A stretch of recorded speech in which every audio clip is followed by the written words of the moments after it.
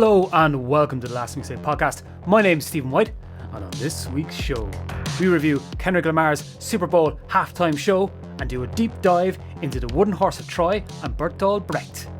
But first,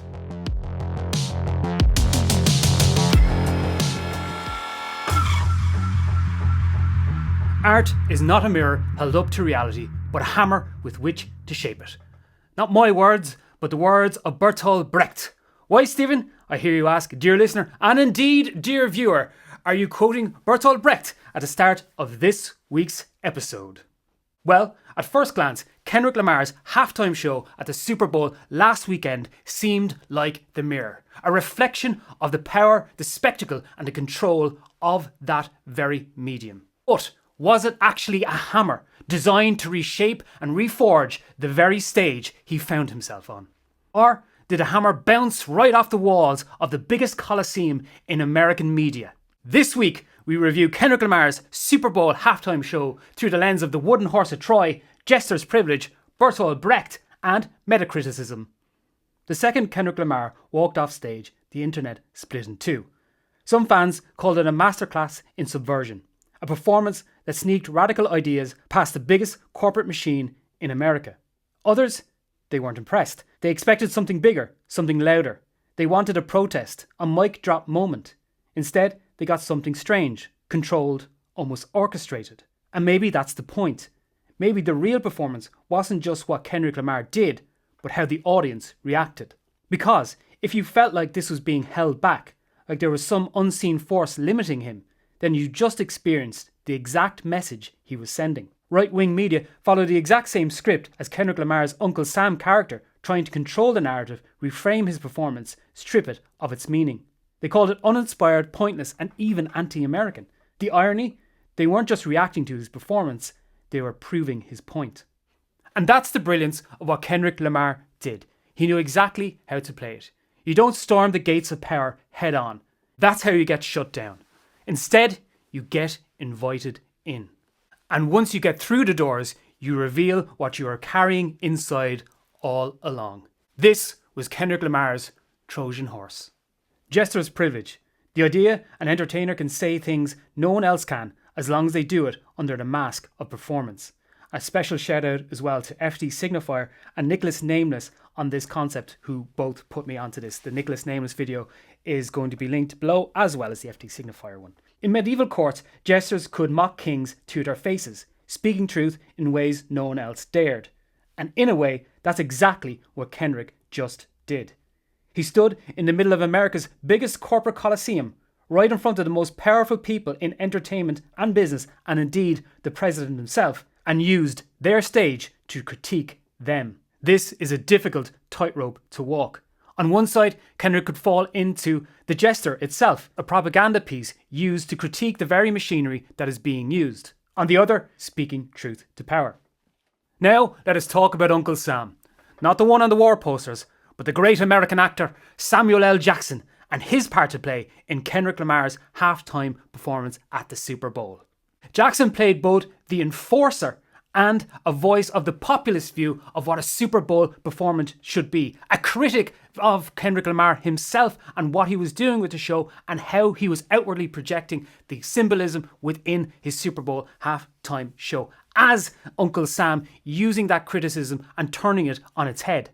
Samuel L. Jackson was absolutely perfect casting, and indeed, like most things with Kendrick Lamar, quite a layered element to the show.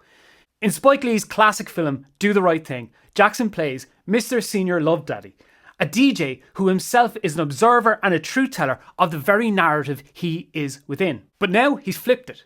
The roles have been reversed. He is no longer the observer, the outsider, the commentator. As Uncle Sam, he is part of the machinery itself.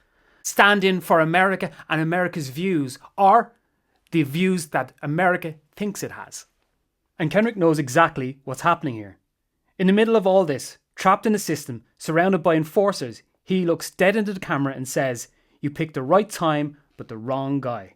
A challenge, a refusal, a message to everyone who thought he would play by their rules. But if this was a game of control, Kendrick was never going to be the pawn. This wasn't just a performance, it was a power struggle in real time. The forced choreography, the military aesthetic, It wasn't just stage design.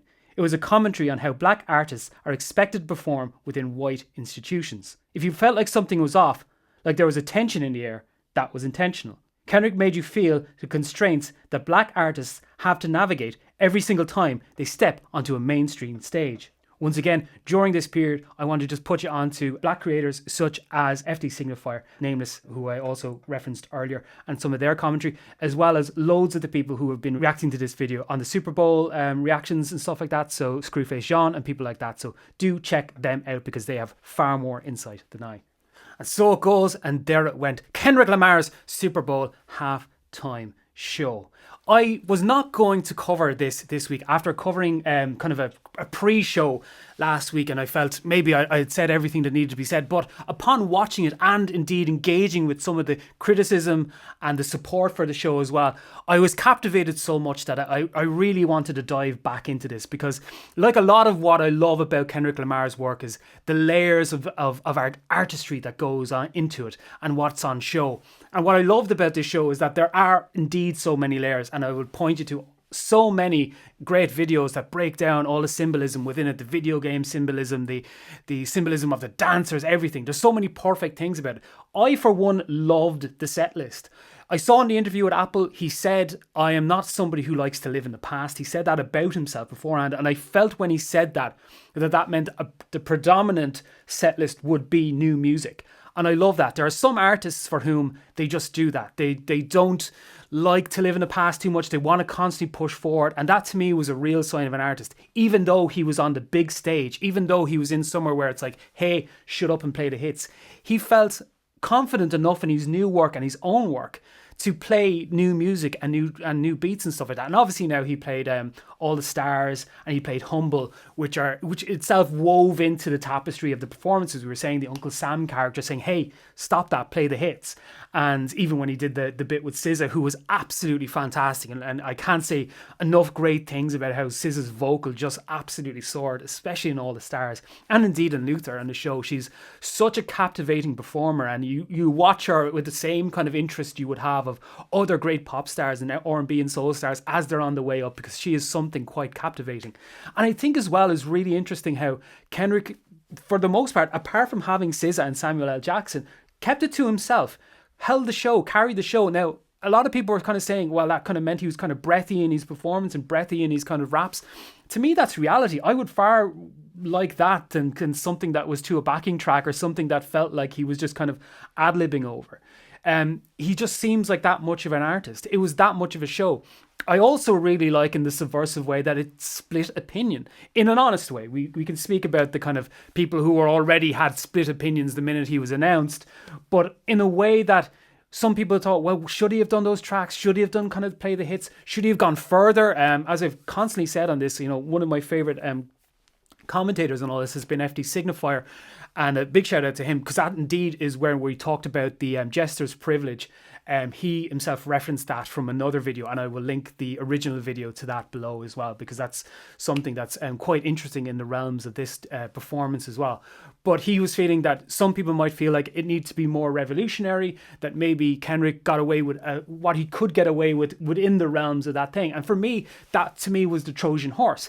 That was the artistry of it. How do you, when you're dealing with corporations, when you are dealing with things that are usually see the world on a superficial level, on a ground-based level, the one advantage you have as an artist is you don't see things those way. You do see things in terms of symbolism. You do see things in terms of how something makes you feel and how you can insinuate something, and you can use subtext, and you can use the work itself and the dancers and the clothing to say something. The split American flag with him in the middle of it. It is something quite powerful that he was able to, as I say, bring the Trojan horse of, here's the guy who is, let's say, like there's been a few musicians this year who have been the person. Chaperone has definitely been one. Sabrina Carpenter has been absolutely huge. The Brat Summer with Charlie XCX. But the Kendrick Lamar Drake beef has been kind of on the cultural zeitgeist. So you can see why. And I know Jay-Z is involved with the kind of picking the artists that perform at the halftime show, or at least was. I think this is the last one. But you can see why he was chosen and how he used that of, you picked the right time but the wrong guy. kind of plays into that. He was able to deftly walk through all of these parts and deliver something that is an incredible commentary on the very idea of the performance himself, a commentary on himself, on artistry. How do you hold up your own in this? How do you do this and stay relevant afterwards? And don't seem like a nostalgia actor or like a shut up and play the hits act. And I think he walked that tightrope as best as anyone could. It is an incredible moment where the crowd sings A minor, and it is incredible hopefully a button to that whole thing with Drake. It felt to me like it was. I think we've all had enough of it now. I think that is just about enough of it. And I feel as well in the choice of, although he did use kind of Euphoria and stuff like that were diss tracks, it feels like probably Kendrick is ready to move on himself and has said all he wants to say on the subject too. So I thought it was an incredible performance. I did think it was just so interesting to take it from the side of what you can sneak into a show like that. How is this the Trojan horse? How is the Jester's privilege? How can you use that against the very system that thinks it's using you to sell, whatever it's trying to sell? The NFL, the Super Bowl is in itself, a commercial venture. But I think he did as well as anybody could in that moment. If you're talking about great performances, sort of play the hits and all those kind of type things, it's incredibly hard to beat something like Prince when he was playing Purple Rain in the Rain. That's just the perfect moment. But I think for the performance at the right time, although he says he's the wrong guy, I think he was exactly the right guy. This wasn't Kendrick's most overtly radical performance. It wasn't designed to be, but it was one of his smartest. Years from now, people won't remember what happened on stage, they'll remember what happened after. And in that reaction, they'll see exactly what Kendrick wanted them to see. That the system only lets you speak as long as they think they control the message. And when they realise that you don't, that's when the real show begins. So here's the question. Did Kendrick outmaneuver the system? Or was the system always one step ahead? Drop a comment. Let's break this down. Thank you for watching and indeed listening to The Last Mixtape podcast here on YouTube, Apple, and indeed on Spotify. If you have any thoughts or music you want to send on to me, send them on to Stephen@thelastmixtape.com, and the Count of Monty playlist will delve into this new music and new thoughts and indeed everything else. But for now, that was The Last Mixtape podcast. You are the listener and the viewer. I was Stephen White. Hey, so long.